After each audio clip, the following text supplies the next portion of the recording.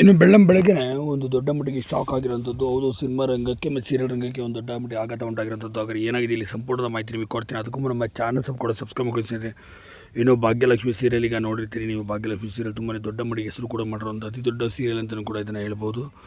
ಇನ್ನು ಈ ಸೀರಿಯಲ್ಲು ಭಾಳ ದೊಡ್ಡ ಮಟ್ಟಿಗೆ ಹೆಸರು ಕೂಡ ತೆಗೆದುಕೊಂಡು ಹೋಗ್ತಾರಂಥ ಸಂದರ್ಭದಲ್ಲಿ ಇದೀಗ ಒಂದು ಭಾಗ್ಯಲಕ್ಷ್ಮಿ ಅಭಿಮಾನಿಗಳಿಗೆ ಶಾಕ್ ಆಗಿರೋಂಥದ್ದು. ಭಾಗ್ಯ ಎರಡನೇ ಮದುವೆ ಆದ ನಂತರ ಅತ್ತೆ ಮಾವ ಪಡ್ತಾರಂಥ ಕಷ್ಟ, ಇನ್ನು ಭಾಗ್ಯ ಮಕ್ಕಳು ಪಡ್ತಾರಂಥ ಕಷ್ಟ, ಬೇರೆ ಹೋಟೆಲಲ್ಲಿ ಕೆಲಸ ಮಾಡ್ತಾರಂಥದ್ದು. ಭಾಗ್ಯ ಇದು ಯಾವುದೋ ಅರಿವಿಲ್ಲದೆ ಹನಿಮೂನಿಗೆ ಹೋಗಿದ್ದು ಜನಗಳಿಗೆ ತುಂಬಾ ಆಕ್ರೋಶ ಉಂಟಾಗಿರೋಂಥದ್ದು.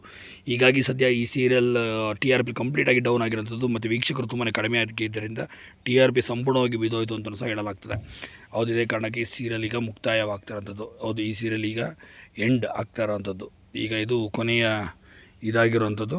ಹಾಗಾಗಿ ಸೀರಿಯಲ್ ಈಗ ಮುಕ್ತಾಯ. ಇದೇ ಶನಿವಾರ ಕೊನೆಯ ಅಧ್ಯಾಯ ಕೂಡ ಈಗ ಪ್ರಸಾರವಾಗ್ತಿರೋದು. ಬರೋಬ್ಬರಿ 2 ಗಂಟೆಗಳ ಎಪಿಸೋಡಿನ ಮೂಲಕ ಈ ಶನಿವಾರ ಈ ಭಾಗ್ಯಲಕ್ಷ್ಮಿ ಸೀರಿಯಲ್ ಮುಕ್ತಾಯವಾಗ್ತದೆ. ಈ ಮೂಲಕ ಆದಿ, ತಾಂಡವ್, ಶ್ರೇಷ್ಠ ಎಲ್ಲರೂ ಕೂಡ ಇನ್ನಿಲ್ಲವಾಗಲಿದ್ದಾರೆ. ಆಗ ನೀವೇನಂತೀರ?